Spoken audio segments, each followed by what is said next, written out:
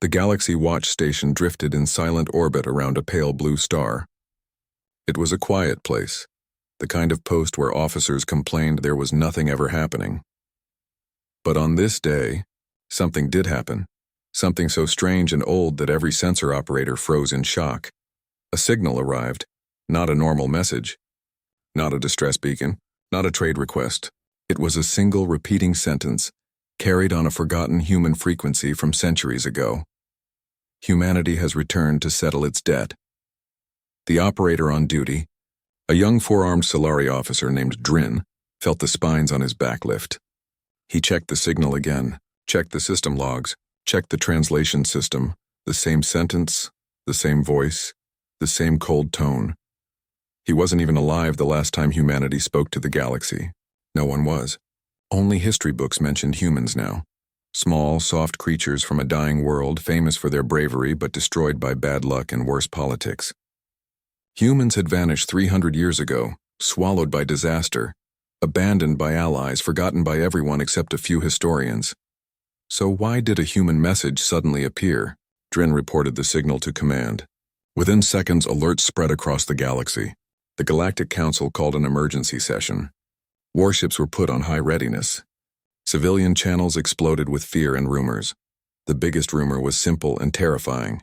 Humans were back, and they were not alone. At the same time the message appeared, sensors picked up something even stranger, movement in the dark reaches beyond the rim. A fleet. Hundreds of ships. No known power signature, no known engine trails. They entered the galaxy silently, without any FTL flash or jump distortion. It was as if they had appeared out of nothing. The Council struggled to understand what they were looking at.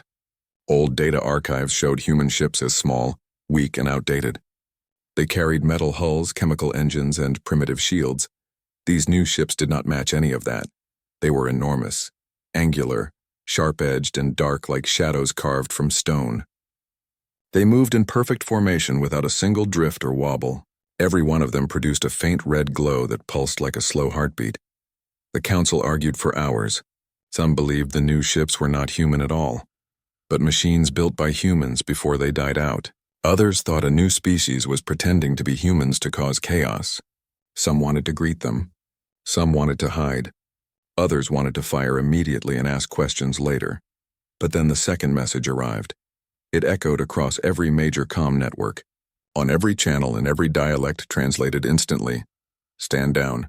Humanity will collect what is owed. The Council chamber fell silent. Even the loudest, most arrogant species, the Krath Dominion's ambassador, lost his voice. Only the Council elder, a calm old aquatic being, dare speak. He said, humans never threatened anyone. They were peaceful, unless pushed. What did we ever owe them? No one answered. No one wanted to.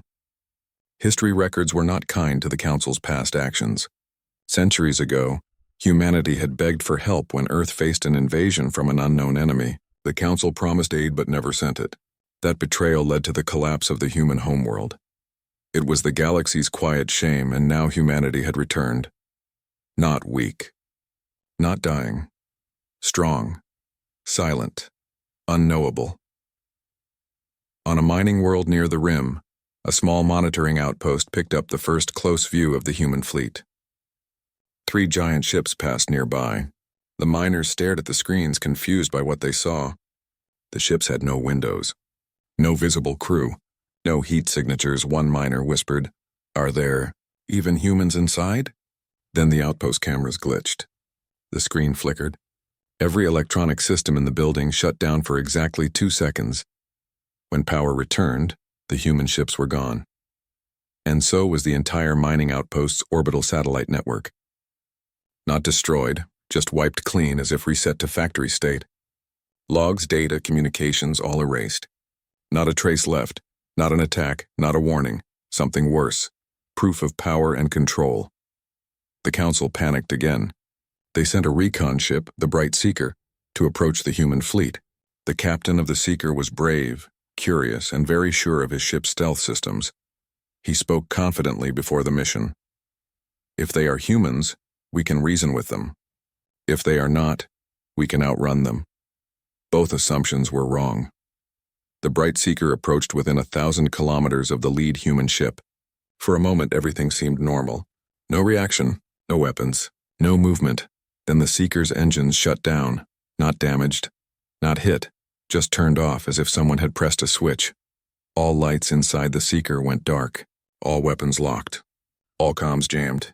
The crew floated helplessly in their chairs, listening to the sound of their own breathing. Then one more human message appeared on every screen inside the ship. Do not follow. And the seeker drifted gently away, set on a new course by an invisible force. When they returned to Council space, the engineers could not find a single sign of sabotage.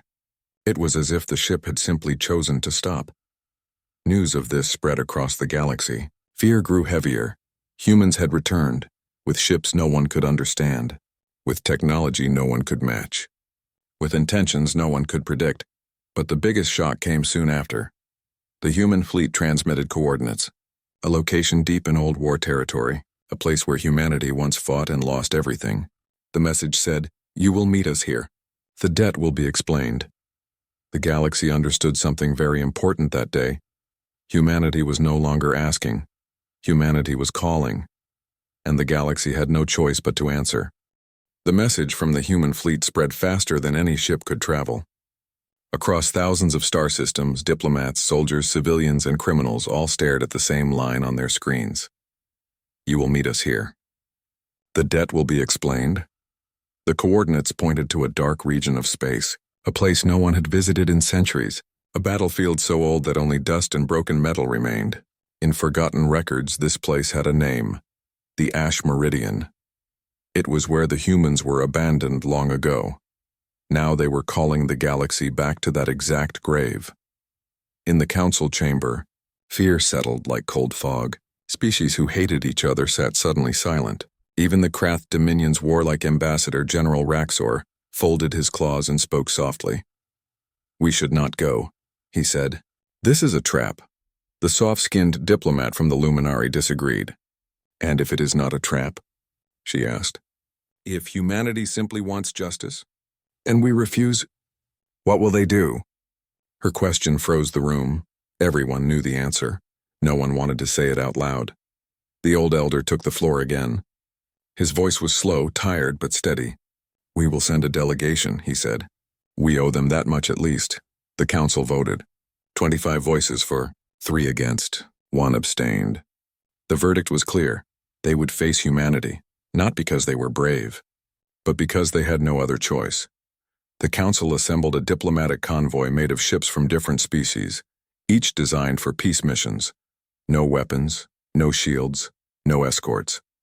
They wanted to show goodwill, or at the very least, show they were not trying to provoke humans. But deep inside, everyone knew the truth. Even if they had brought weapons, those weapons would do nothing. Among the chosen delegates was Ambassador Lyra, a skilled negotiator from the gentle Luminari species. She believed in peace above all, but even she felt her hands tremble as she walked onto the shuttle. Beside her stood a Krath warrior, General Raxor, who insisted on joining despite the council's protests. If humans mean war, he said, I want to see them with my own eyes. The convoy launched within the hour. 16 peaceful ships glided through the black sea of space, heading toward the Ash Meridian. As they approached the region, the stars became dim, as if something was sucking the light away. The area was filled with metallic debris, old human ships, alien ships, and weapons from a battle older than any living person. The delegates watched the ruins float like ghosts. Ambassador Lyra whispered, Is this where they fell? General Raxor nodded. History says the humans fought alone for 7 years. No reinforcements came, no help. This battlefield is the result.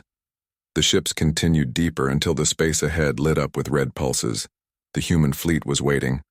Hundreds of dark ships floated in perfect silence. No engine noise. No radio chatter. No visible crew. Yet they somehow felt alive, like predators watching quietly from the shadows. When the convoy reached the center of the enemy formation, all human ships shifted position at once. Not slowly, not gradually, instantly. As if reality skipped a frame, it made several delegates gasp. Then a new structure appeared on their screens. Massive, shaped like a ring surrounding a dead star. It resembled nothing the galaxy had ever built. Black metal twisted like vines. Red lights pulsed like veins. The entire thing looked grown, not constructed. The human message came again. Enter. The convoy moved toward the giant ring. As they approached, a circular gate opened in the structure's side, revealing a tunnel of shifting lights. Their sensors malfunctioned immediately. Gravity readings jumped. Time signals fluctuated. Even basic navigation flickered. Ambassador Lyra clutched her seat. Is this safe? General Raxor answered, no, but the convoy went inside anyway. Their ships drifted through the tunnel until they emerged into a vast chamber big enough to fit a moon. The walls were smooth black metal. Red veins pulsed slowly, giving the place a heartbeat-like rhythm. In the center floated a single platform, and on that platform stood a human. Everyone leaned forward. The human was tall, wearing smooth gray armor that hugged his body like a second skin. His face was calm, emotionless, but his eyes were bright with something ancient, something tired but unbreakable. He looked nothing like the old records of humanity. He looked stronger, sharper, designed. He was called the Speaker. Though no one knew his real name, he raised his hand, and the chamber speakers carried his voice. Welcome to the Hall of Echoes, he said. This is where humanity fell, and where it rose again. Ambassador Lyra stepped forward and bowed politely. We come in peace. We wish to understand the debt you speak of. The speaker did not bow back. The debt was written in blood, he said. Paid in suffering. Signed in betrayal. General Raxor growled, unable to hold back. Betrayal? The council did not betray humans. The speaker turned his head slowly, studying the Krath general like one studies an insect. The council promised aid. Earth called for help. No ships came. You left us to die. Silence froze the room. No one could deny it. The speaker continued. While the galaxy turned away, we faced the darkness alone. We lost billions. We fought creatures no council had ever seen. We rebuilt ourselves with what little remained. His voice lowered, almost a whisper. And we survived. The delegates felt a heavy chill. Ambassador Lyra spoke gently. What do you want from us now? The speaker's expression did not change. What is owed? General Raxor stepped forward again. And if we refuse? The speaker blinked once. Then the galaxy will learn, he said, what humanity became in the dark. No threats. No shouting. No weapons pointed, just a statement of fact.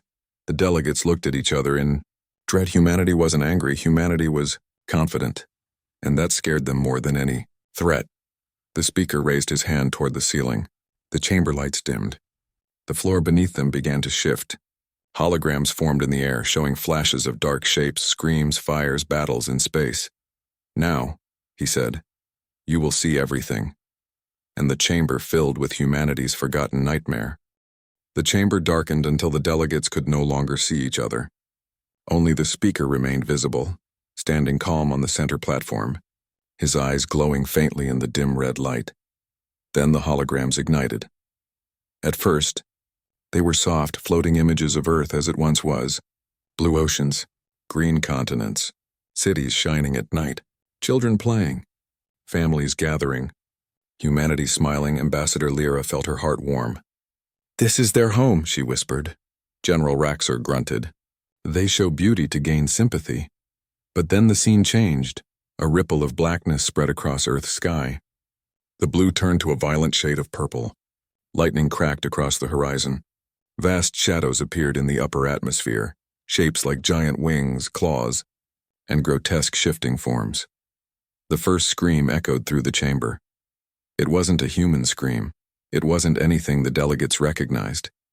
It was deep, distorted, and full of hunger. The next hologram hit them like a physical blow. A city in daylight.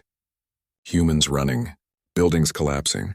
A huge creature ripped through the clouds and descended with 6 burning eyes.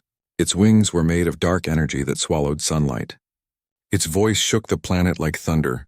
Creatures like this poured from the sky. Hundreds, thousands. The delegates recoiled. Even General Raxor, who had fought in 5 wars, felt cold fear crawl up his spine. The speaker's voice cut through the horror. This was the first night. The images showed humans fighting with weapons too weak to harm the invaders. Tanks crushed. Aircraft torn apart. Soldiers swallowed whole by swirling darkness. Families hiding under ruins. The cries of children echoing through burning streets. Ambassador Lyra covered her mouth. Her eyes filled with tears. This is genocide. The speaker nodded. No emotion. Only truth. Yes, and we faced it alone. The hologram shifted again. Now they showed council files, secret reports from long ago, written by panicked generals and scientists from many species. They had detected the threat. They knew humans were calling for help. One report said support is too risky. The enemy is unknown. Another said, Earth's fall will delay the invaders long enough for us to fortify our borders. Another, humanity is expendable. A wave of shame washed over the delegates. None of them had written those reports, but the guilt felt inherited, heavy and impossible to escape. The speaker's voice remained low but sharp. We begged for aid. We received silence. We fought for 7 years. No ship came. More images flashed. Humans building underground shelters. Children training with makeshift weapons. Cities swallowed by darkness. Armies wiped out in minutes. But the next hologram changed everything. It showed a human figure, armor glowing, eyes burning with strange light, facing one of the giant creatures and releasing a blast of energy that tore the monster in half. Ambassador Lyra gasped. How is that possible? The speaker answered plainly. When the world is dying, humans adapt. The hologram zoomed out, showing an entire human resistance force using new technology the galaxy had never seen. Energy blades, anti-gravity platforms, strange glowing generators, and weapons powered by something deep beneath Earth's crust. General Raxor narrowed his eyes. You accessed forbidden energy. The speaker looked at him calmly. We accessed what was necessary. The holograms showed humans studying the dark creatures, capturing smaller ones, breaking down their biology, their energy signatures, their weaknesses. Humans were learning faster than the monsters could kill them. We evolved, the speaker said. We changed. We stopped being the humans you remember.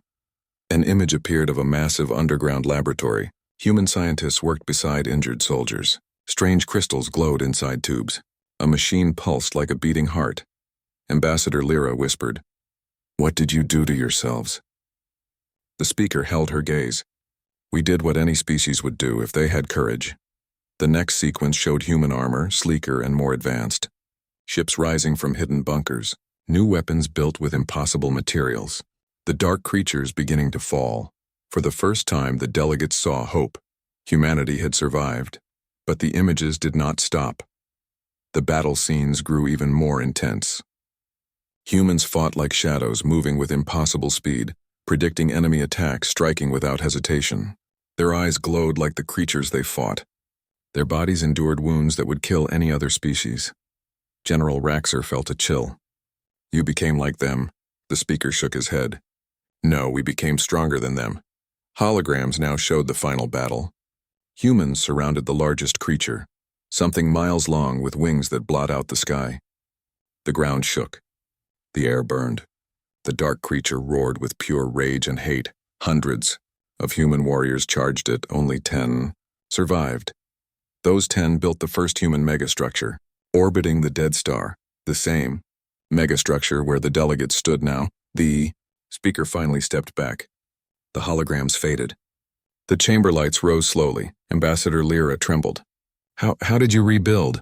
How did you create this? This place? The speaker's answer was simple. Pain creates progress. He looked around at the stunned delegates. You left us to die. We endured. We rebuilt ourselves with knowledge from the darkness. We turned fear into power. We survived what your greatest armies could not face. He lifted his hand and pointed at them one by one. And now you come to us with confusion, when the debt is simple. General Raxor finally spoke, his voice softer than anyone had ever heard it. What do you want, speaker? Revenge? The speaker shook his head slowly. If we wanted revenge, he said, this meeting would not exist. The delegates held their breath. The speaker continued. We want truth. We want recognition. We want the debt of betrayal acknowledged. And then we want unity, because what comes next? We'll make those old creatures look small. A cold silence fell. Ambassador Lyra whispered, "What comes next?" The speaker turned toward the far wall, and the wall opened, revealing something enormous, something alive, and something waiting for humanity's command. He smiled faintly. "What comes next," he said, "is already here." The giant wall of the chamber split open like a slow metal eyelid. The delegates leaned forward, fear tightening their chests. From the opening, a vast shape emerged, massive, silent, and pulsing with faint blue light. At first it looked like a machine, then like a creature, then like something in between. Its surface shifted like breathing metal. Its eyes, if those glowing blue circles were truly eyes, watched the delegates with calm intelligence. Even General Raxer, who had fought monsters beyond most imaginations, felt his claws shake slightly. Ambassador Lyra whispered, What is that?" The speaker walked toward the creature with a slow, steady pace. "This," he said, "is a sentinel, one of the 10 that survived the fall of Earth." The sentinel bowed its head toward the speaker, recognizing him with an eerie quietness. Its wings, folded metal plates that shimmered like crystal, stretched slightly, revealing markings etched into the surface. Raxer hissed under his breath. "That thing is alive. It is more than alive," the speaker replied. "It is bonded to humanity, built by us, grown with us. It carries both our pain and our strength." A low hum filled the chamber, vibrating through the floor. The delegates stepped back. The speaker placed his hand on the sentinel's surface. "This is how we survived the first darkness. These machines were born from our fight against the creatures that came from the rift. They defended the final cities, they rebuilt our world, and they guided us into the stars again." Ambassador Lyra felt a strange sadness in the sentinel's glowing eyes, like a soldier who had seen too many battles and could not rest. "What is the rift?" she asked softly. "Where did those creatures come from?" The speaker's gaze sharpened and the holograms returned, this time smaller, more focused. They showed strange tears in space, cracks that opened like wounds in reality. Through these cracks, dark matter boiled like smoke, forming into monstrous beings. "We called them Shadowborn," the speaker explained. "Creatures from a place where physics breaks. A place that feeds on stars. A place we do not fully understand." The holograms showed scientists studying the rifts, their faces full of fear. Only humans who had adapted to the shadows could approach the energy. "You mean the rifts still exist?" Raxer barked. The speaker nodded slowly. "Yes, we sealed the largest ones. But some remain hidden, drifting in deep space. We monitor them. We contain them. We protect this galaxy even now." The delegates turned pale.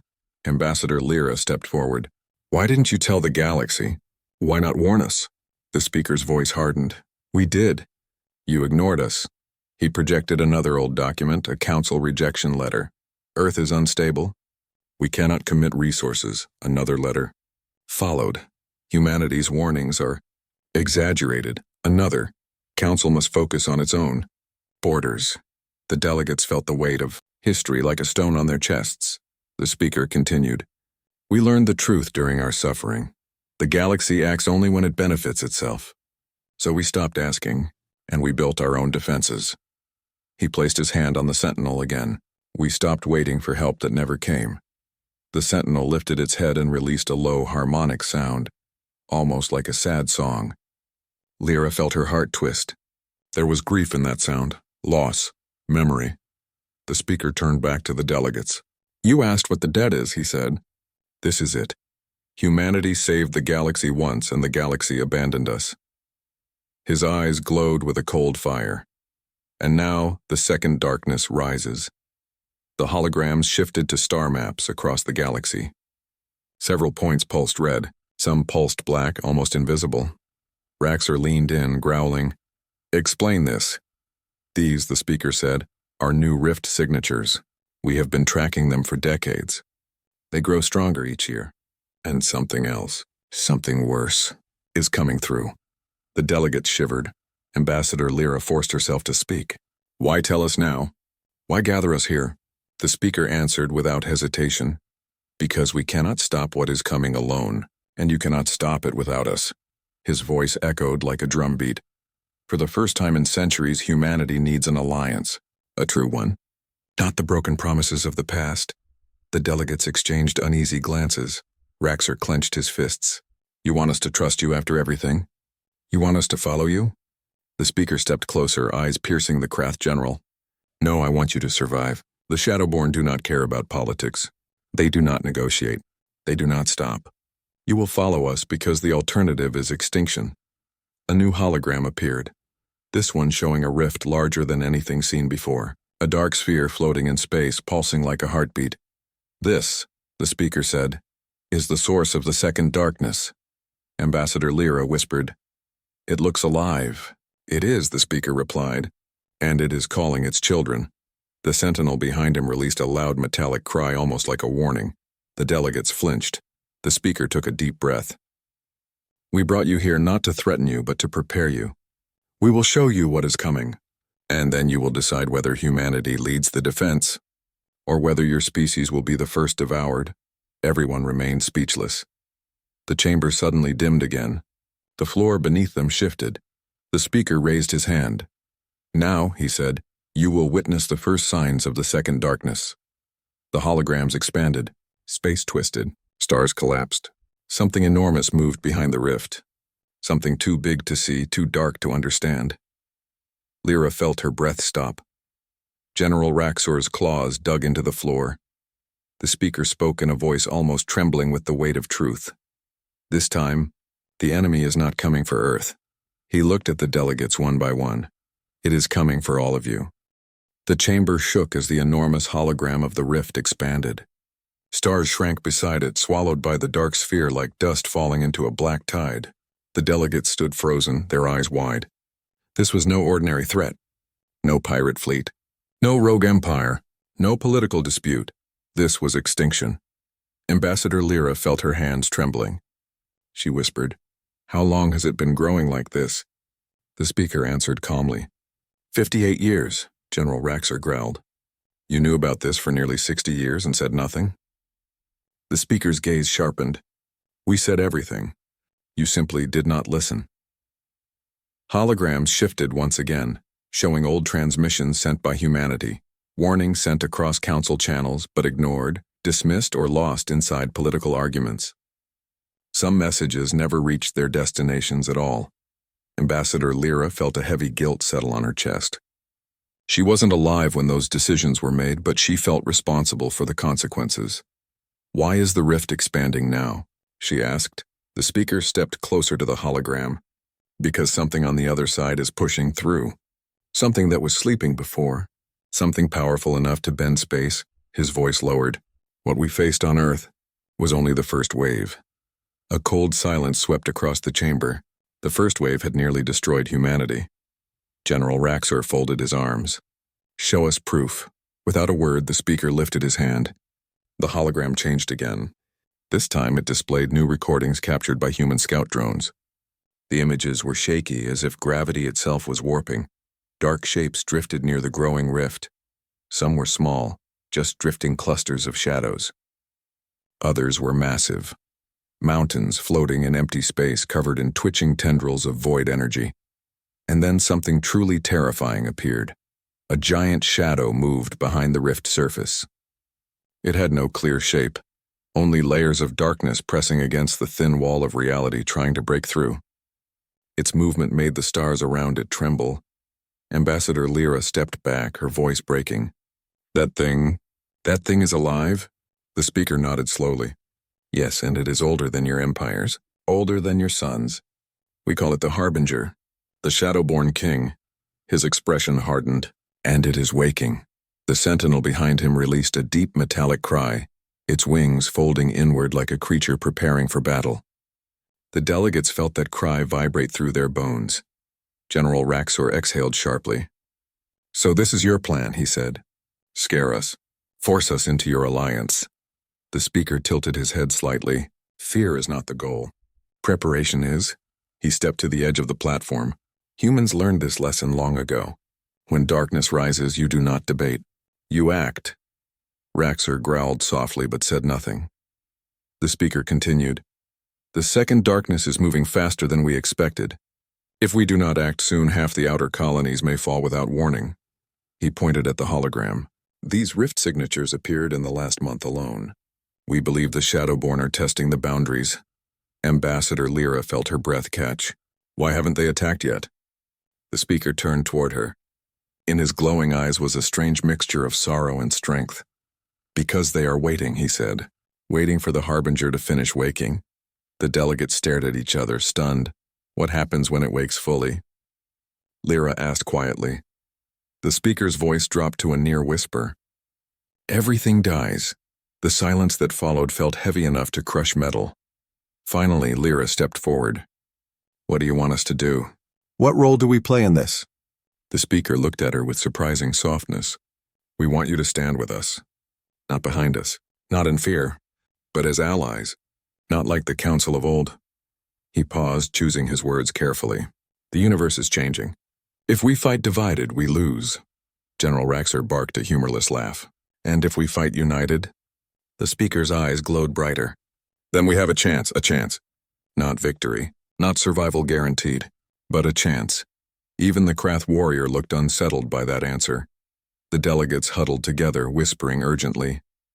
The speaker allowed them privacy but watched quietly. The sentinel stood behind him like a silent guardian. Ambassador Lyra approached again. If we agree, what happens next?